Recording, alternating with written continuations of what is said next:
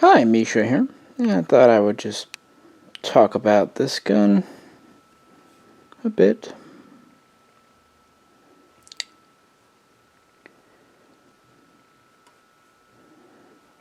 This is the PTR-44. This is the American import variant of the SSD BD44, which itself is the European semi-auto Sturmgewehr 44, STG-44, MP44, even MP43. This design has gone through a lot of different name changes, and it really means a whole lot of nothing, frankly.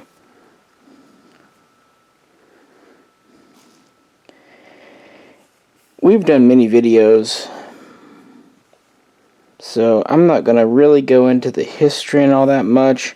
I will just say, of course, the MP44 is popular and well known for being the first official Sturmgewehr, which translates to storm rifle, which really means assault rifle.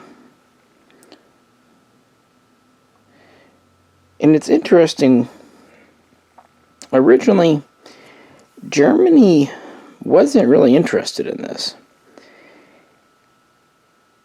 In fact, it was really dragging its feet on doing a self-loading rifle at all. For example, of course, the US had been working towards the M1 Garand, which it adopted in 1936, and Soviet Russia had been working at a slow but steady pace towards a self-loading general issue infantry rifle, as it would also adopt one in 1936, the AVS-36, the Semenov, which would be quickly followed by the SVT-38 and SVT-40.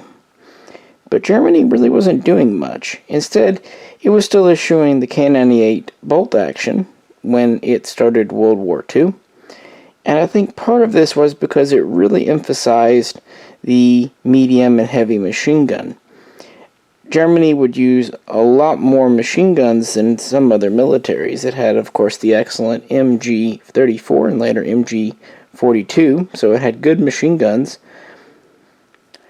But when it invaded Russia, it went up against the SVT-38 and later 40, and that really showed it how effective a self-loading infantry rifle could be. So it pretty much sped up the development of the G41, which, to be fair, was already a project by both Walther and Mauser, but it wasn't a high priority. That is until, again, the invasion of Soviet Russia. Okay? So, we have that, sped those up. The problem there with such guns, it was firing the 8mm Mauser cartridge, 7.92 by 57. It was also a big, heavy, long gun. It had its uses, but there was still a need for submachine guns. Germany had had great success with the MP18 in World War I, and of course the MP38 and MP40 in World War II. With these experiences, in 1941 they adopted the 8mm Kurz, 7.92 by 33, and this was one of the first intermediate cartridges to be used by any military. It would have more power and range than a pistol caliber, like 9mm, but the soldier could carry more of it. It would be smaller and lighter than a full power rifle round like 8mm Kurz. 8mm Mauser. And of course, the loss in range and power was pretty minuscule because they were quickly realizing that most combat was taking place within 150 meters, 200 meters at the most. So, who cared if a rifle could reach out way out there if you're in close? That led to Walther and Hanel dividing up and trying to make a new rifle or submachine gun. It was kind of confusing early on for the new cartridge. In 42, we had the MKB-42H and MKB MP42W. These were select fire guns, and originally they were designated as essentially machine carbines. Well, the handle was essentially selected for further development. It became the MP43 because of politics, and it was kind of thought of as a submachine gun. There's a lot of politics there I don't want to go into in this video, but let's just say throughout 1943, Hitler was not a fan. He begrudgingly let the project go forward. Finally, he accepted it in late 43, and then in 44, this gun was designated MP44 after really just bureaucratic changes. And then once it really impressed Hitler and the whole Sturmgewehr name was assigned, it became the STG-44, at least on paper, in late 44, although really the names were almost interchangeably used in actual productions to the very end. And it's actually good that the whole Sturmgewehr name was adopted, because this isn't a submachine gun, this isn't a rifle, it's not a machine gun, it is something new. And it's not just a name, it's also how you use it. This isn't something you're going to use as either a Mauser or an MP40. It has its own purposes. It could do things that neither could, or it could do things that both could. They would make about 425,000 out of 4 factories: Hanau, Sarensund, Steyr, and Erfurt. And of course, this gun's legacy would go on well past World War II, having major influences on Stoner and Kalashnikov and pretty much anything to come afterwards. It was the first.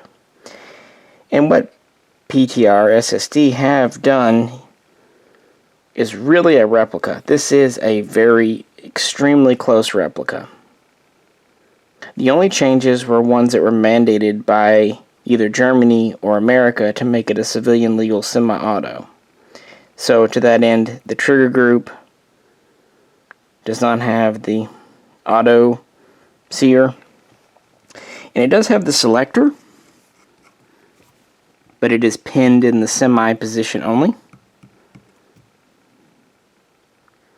And dimensionally, a few things have been changed to make sure you can't just slap on a full auto lower, and there's not a notch in the bottom of the receiver for the auto sear. That's really it. Everything else is identical, and I have compared these more than once to originals and parts kits, and they come out very favorably.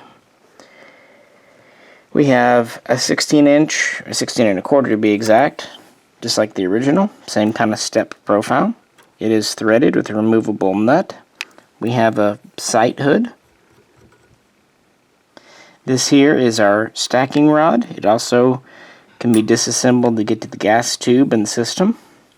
We have this stamped steel handguard, which is only just kind of pressure fit and does get very hot. We have a adjustable rear sight that's very AK style, frankly. We have a folding dust cover over the ejection board. It feeds from standard MP44 mags, be they originals or reproductions. Have the same exact trigger as an original, whether that be good or bad.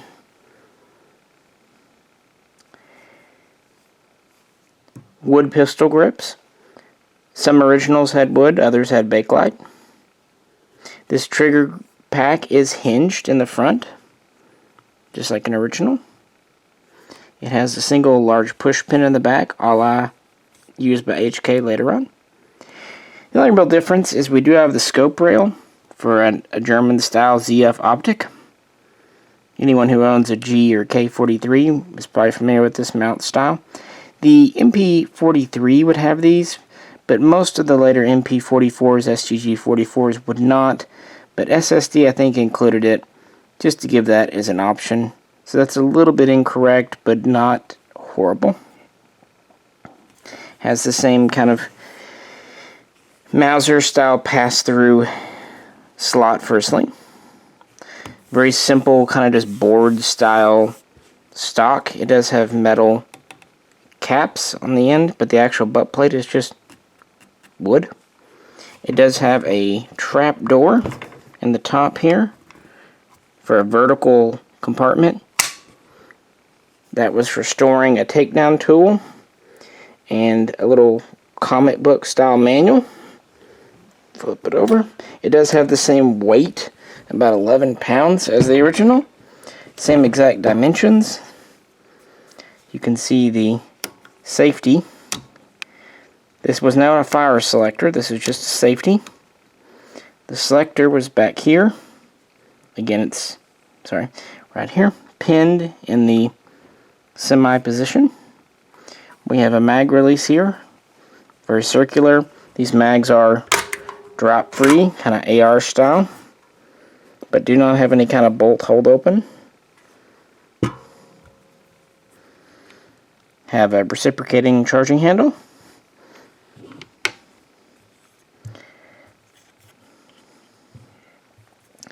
This is chambered for 8mm Kerrs. And again, no changes have been made to make it modern. They didn't use an HK trigger group. This is an original style trigger group, just modified for semi-auto. The bolt is identical. In fact, originals will fit in. It uses the same long stroke gas piston, and it has the same Triant recoil spring running from here all the way into the stock. This is the closest thing you can get to an STG-44 without getting an NFA registered select fire gun. Unfortunately, only 200 of these were imported into the USA by PTR back in 2009. It was supposed to be the first batch of many, but there were issues, especially with the first half. They came in 2 halves, 100, 100. To that end, about 50 had to be cannibalized. Either they had issues that couldn't be resolved, or they just needed to break them apart for parts. So only 150 were sold, at least initially. The other 50 receivers and even parts eventually did hit the market as kind of you-fix-ems or gunsmith specials. So 150, including this one here, were sold as functioning guns. A name to know was Jerry Prasser of Recon Ordnance. He was a godsend to the community. He would inspect guns, as he did with this one, and correct any issues. He also made replacement bolts and carriers, springs, and magazines, and so on and so forth to keep them running. It's a shame that they had teething issues. Most of them could have been easily corrected for a second order. For example, the original SSD mag they shipped with was complete rubbish. This one's actually not an SSD mag. It is a better reproduction. I think these are out of Japan. It was the best rated one I could find. Also, the trigger group, because it was US made for compliance from PTR, gave some people trouble. This one in mine has never given trouble, but some people reported it. But probably the biggest issue, some of these guns had bolts that were over-hardened through the heat treating process, which could lead to cracking or shearing. The way the bolt system works in this, it has these two little fangs or claws. When the carrier goes back, it grabs the bolt rather violently and yanks it up. So if it's over hard, it could crack or break off those claws. So it needs to be a little bit soft and elastic to keep running long term. So it's a bit of a design flaw, but it's mostly just they made the bolts too hard. Again, something that could have easily been corrected for the second batch. Recon Ordnance and others were able to redo the heat treat on the bolts, or just again make replica bolts and just swap them out. So obviously those issues aren't desirable, but on the other hand, you had a very high quality firearm, very nice fit and finish, very authentic. So I think a lot of us just kind of put up with it because it was the only way to get a very historically significant rifle. It is very clear that SSD had original blueprints, perhaps even original tooling and dies to make these, because they are just even the very details of like the folds and ridges in the stamping, the thickness of the stamping, the handguards. It's just so close that they have to have some info. One final note, PTR brought these in. Lots of other companies have talked a good game about doing so, but for the last 20 years, they were the only ones to do it. IO originally talked about doing it as early as like 2006, but that went nowhere. Many companies since PTR have said they're definitely doing it, only to disappear or not. So many of us in the community have this really bad feeling that the 150 plus the parts kits and the receivers might be the only ones of these we're going to see. And if more come in, Lord knows what they'll cost. These were $5,000 guns 10 years ago. Keep in mind, 10 years ago, AKs were $300 and FALs were $500. So if these come back, will they be 6, 7, 8, 10,000? So who knows? So it's just kind of one of those things. But for a historian, even at the current cost of these, it's still a lot cheaper than a Select Fire original. 8mm Kurs is available now thanks to PPU Privy. It's actually not bad. It's between 65 and 75 cents per round, new production. I believe that's also reloadable. So yeah, it's a lot better than it used to be. I'm not saying this will be your everyday weekend shooter, but it's something you could take out on the 4th of July, Labor Day, and New Year's and enjoy. Well, and again, we have several videos on the main channel about this gun. I just felt like kind of revisiting it here tonight. Hope you enjoyed it too. If you could, like, share, and subscribe. Again, check out the main Mishaco channel. And with that, this is Misha, and I'll catch you very soon next time.